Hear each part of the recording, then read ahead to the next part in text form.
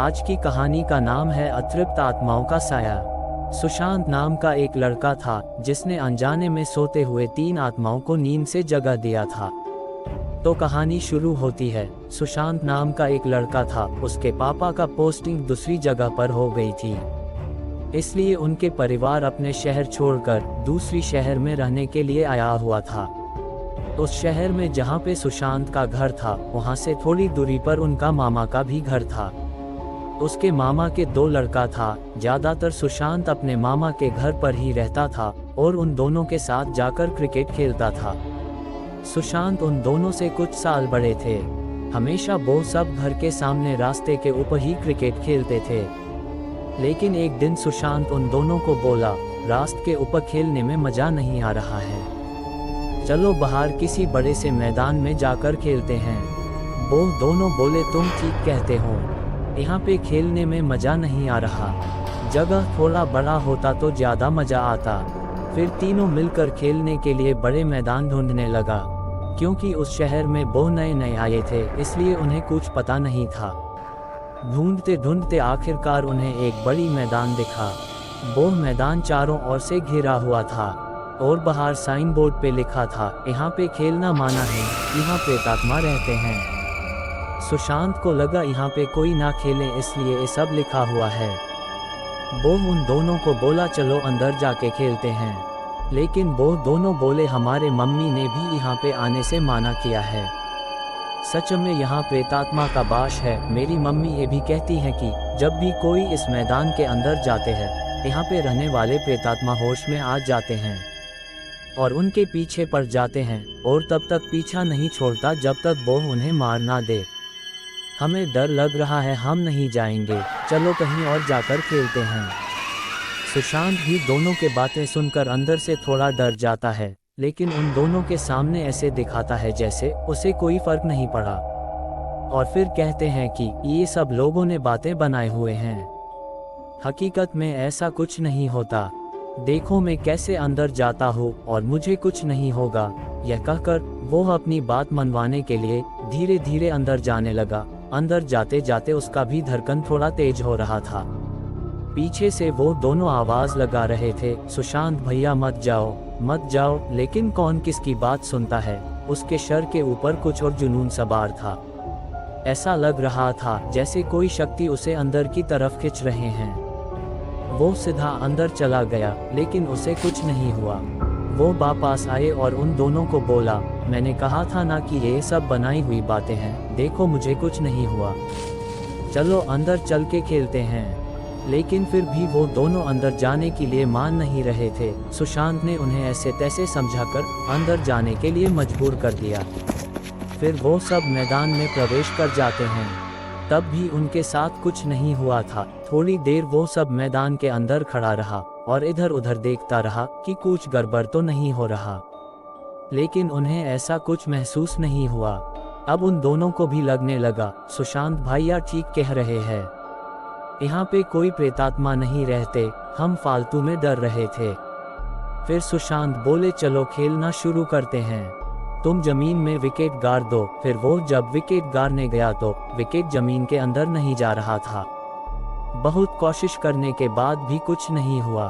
तब सुशांत बोला, तुमसे ना हो पाएगा, तुम अभी बच्चे हो, मुझे देखो मैं कैसे करता हूँ। फिर वो विकेट पोतने गया। उसने भी 2-3 दफा कोशिश किया, लेकिन नहीं हुआ। फिर गुस्से में आकर उसने जोर का एक बार बे मारा। विकेट तब जमीन के अंदर घुस गया। अंदर जाते वक्त कुछ टूटने की आवाज आता है। वो इस पे ध्यान नहीं देते, एक एक करके तीनों विकेट जमीन पे गाड़ देता है। तीनों बार ही कुछ टूटने की आवाज आता है। तभी अचानक मैदान कँपने लगता है, क्योंकि उसने जहाँ पे तीनों विकेट गाड़ा था, उस मिट्टी के नीचे 3 लाशें पोता हुआ था।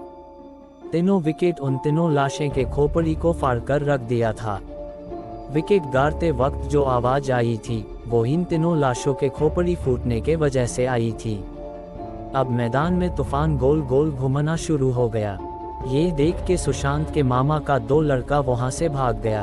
अब सुशांत मैदान में अकेला खड़ा था। वो इतना डर गया था कि भाग भी नहीं पा रहा था। फिर अचानक मैदान पूरा शांत हो गया। उसने मौका देख के तीनों विकेट उठा के वहां से भागा। एकदम से अपने घर में पहुंचा और अपने कमरे में जाकर सो गया। घर पे इस घटना के बारे में उसने किसी को कुछ नहीं बताया। कुछ देर बाद जब वो विकेटों को देखा, उसके आंखें फटे के फटे रह गया, क्योंकि उससे खून निकाल रहा था। कमरे में चारों तरफ खून ही खून हो रखा था। वो डर के मारे से बाहर आ गया। कमरे के बाहर भी चारों तरफ उसे खून दिखाई दे रहा था, लेकिन घर में और किसी को ऐसा नहीं दिख रहा था। उसने सबको समझाने की कोशिश किया कि यहाँ पे खून पड़ा है, लेकिन कोई उसके बात पे विश्वास नहीं किया। उसके मम्मी ने बोला, बेटा ये तुम्हारी वहम है, हम नए नए इस घर में आए हैं, इसलिए तुम्हें ऐसा लग रहा है। तुम वो वॉशरूम जाके ठीक से फ्रेश हो जाओ, फिर सब ठीक हो जाएगा। उसने वॉशरूम जाके खुद को आईने में देखा। उसके चेहरे पे चारों तरफ खून का निशान था। मुंह धोने के लिए उसने जब पानी का नल खोला तो उसमें से भी खून निकाल रहा था। उसने भाग के अपने कमरे में गया। उसको लगा उस विकेटों के वजह से ऐसा हो रहा है। फिर उसने सारे विकेटों को बाहर ले जाकर जला दिया। उसके बाद रात को उन तीनों के आत्मा उसके सपने में आया। आके बोला, तूने हमारे नींद को तोड़ा है, अब जब तक हमें मुक्ति नहीं दिलाता हम तुझे नहीं छोड़ेंगे। उसकी नींद टूट गई। वो एकदम से उठा और आसपास देखने लगे। उसके आंखों के सामने तीनों विकेट पड़ा था, जिनको उसने बाहर ले जाके जला दिया था। डर के मारे वो कांपने लगा, पूरा शरीर पसीने से भीग चुका था। उसने एक बार अपनी मम्मी को जोर से आवाज लगाया, मम्मी, और बेहोश हो गया।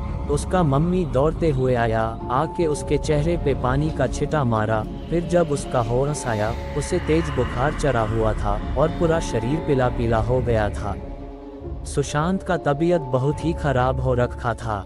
उसके परिवार वालों सुशांत का बहुत इलाज कराए, लेकिन उसे ठीक नहीं कर पाया। फिर बाद में उसका परिवार वालों ने उसे एक प्रसिद्ध साधु के पास लेके गया। साधु ने उसके सर पे हाथ रख के सब कुछ समझ लिया, फिर उसे झाड़ फूंक करके ठीक किया। उसके मम्मी साधु बाबा से पूछा, बाबा मामला क्या है, क्या हुआ था उसके साथ? साधु बाबा बोले, उसके ऊपर 3 बुरी आत्मा का साया था। कुछ दिन बाद वो आत्माएं उसे मार देता। अब सब ठीक है, मैंने उन आत्माओं को उनके जगह पे भेज दिया है। उसके बाद से सुशांत धीरे धीरे पहले जैसा ठीक हो गया। लेकिन आज भी जब भी सुशांत को उस घटना के बारे में याद आता है, उसका रूह कांप जाता है। कहानी अच्छा लगा है तो लाइक, कमेंट और चैनल को सब्सक्राइब कर लेना प्लीज।